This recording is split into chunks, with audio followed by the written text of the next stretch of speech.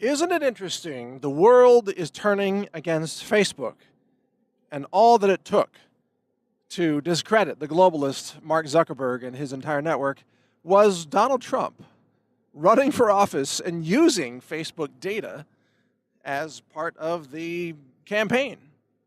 And then, of course, that now being discovered through, what's it called, Britannica Analytica? I think that's the name of the company. Found out that they were able to purchase all this private data on Facebook users, the same way Obama did, by the way, in 2012. And now everybody's freaking out, including the left-wing media. Everybody's ditching Facebook.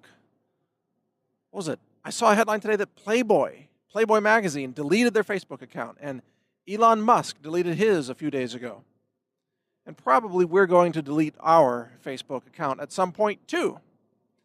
Maybe not far off, come to think of it.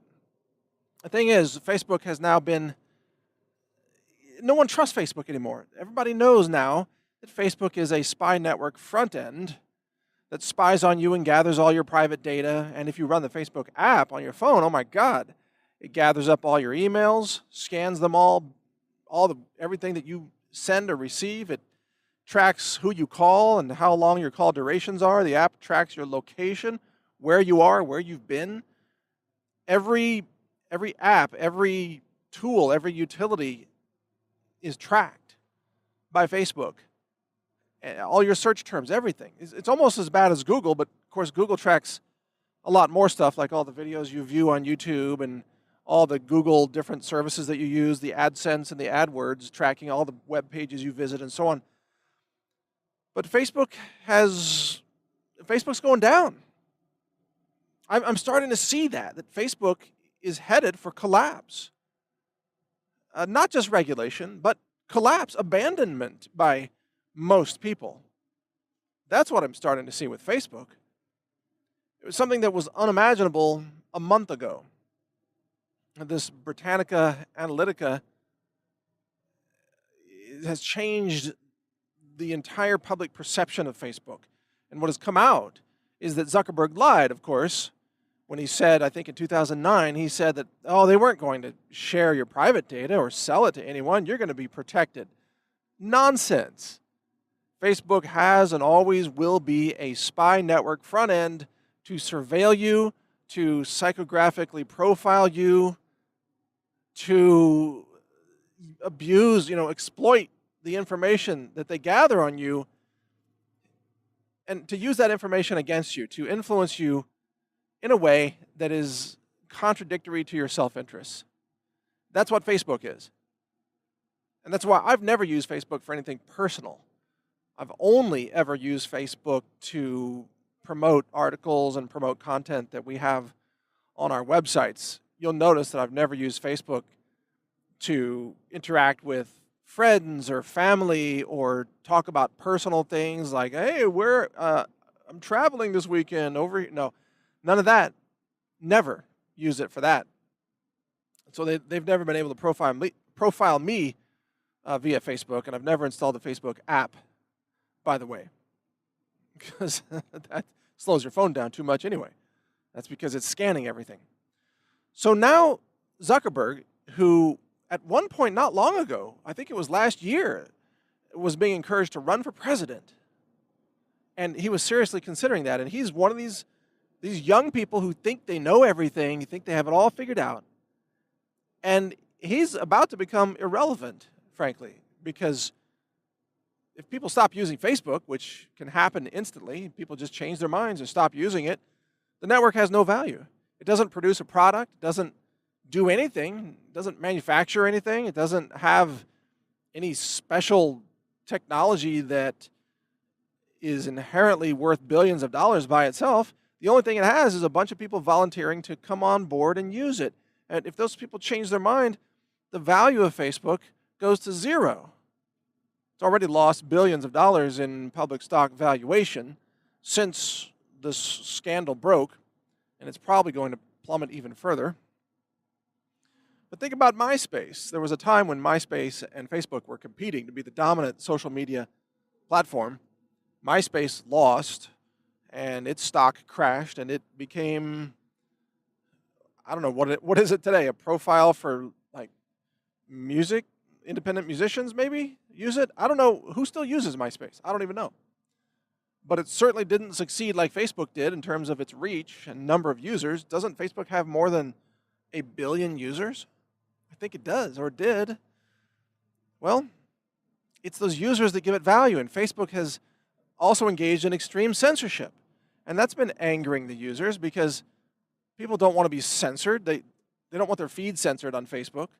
They don't want to be told what they can view and what they can't view and how they're supposed to think by some globalist named Zuckerberg, right? People want their freedom. They don't want a channel like Facebook to tell them what to watch and what they can't watch. So there's the censorship aspect and now the privacy aspect. And the thing that I'm seeing is people just waking up everywhere about the tech violations of privacy. That's really what we're seeing is how these tech giants like Google and Facebook are so dangerous and so dishonest and so insidious. They track everything about you and they exploit that and they sell it to companies really without your permission, even though they claim, oh yeah, you checked a checkbox 4 years ago and you gave us permission. But not really. You didn't know that that's what they were going to do. It didn't really explain it. And who can read all that small print anyway? That legalese is nonsense. You didn't give your permission. So there's regulation coming. But more importantly, there's an awakening coming. Well, it's practically already here among people who are deleting their Facebook accounts and saying, you know what? These tech companies are dangerous to our society. They're dangerous to freedom. They're dangerous to privacy. And Google's even worse than Facebook, by the way. And it turns out that Apple is the best in all of this. Apple does a lot to protect your privacy, where Google and Facebook just exploit it. In fact, I've been talking about this a little bit. I think I'm going to switch to the iPhone. I think I've had enough of Android. And I mean, Apple's CEO, Tim Cook, regardless of what you think of his politics, he has been committed to privacy and security. You can't argue with that. The FBI had to freaking had to spend $500,000 or something, wasn't it, to get to crack an iPhone belonging to one of the San Bernardino terrorists, I believe, because Apple would not give them a back door because it doesn't exist. I'm like, hey, if the FBI has to spend a few $100,000 to crack a mobile device, that's pretty decent security. Because the FBI had to get approval for all that money. You know what I mean? Somebody somewhere in the FBI had to convince somebody that it's worth a couple $100,000 to crack this dude's phone. And that's a pretty high barrier to them just opening up everybody's phone for free and reading everything they want. So, which is what Google is basically. Google's a spy network too that works with the NSA and the CIA and the FBI and everybody else. But Apple's different. So I'm in a strange way, I'm starting to become more pro-Apple in all of this, which was totally unexpected because I'm not a fan of Apple's slave manufacturing plants over in China. But man, if you got to choose the lesser of two evils, I mean, at least choose the one that's going to protect your privacy and security reasonably well, and that's Apple. Anyway, a lot of interesting information on all this. I've got a website that covers technology and glitches and malware and all that stuff. It's called glitch.news. Check it out, glitch.news. We're also going to have a technology channel in our new upcoming video community, our free speech community called real.video. Real.video. Go ahead and sign up there now. Launches July 4th, Independence Day of 2018. It's coming up. It's going to be a blast. We'll have a lot of tech videos there, a lot of freedom videos there, free speech, health freedom, food freedom, medical freedom, firearms freedom, you name it. It's going to be awesome. And you can catch my podcast in the meantime at healthrangerreport.com. Thank you for listening, and do what you need to do to protect your privacy. You might have to switch to Apple like I'm doing. Interesting, huh? Learn more at healthrangerreport.com.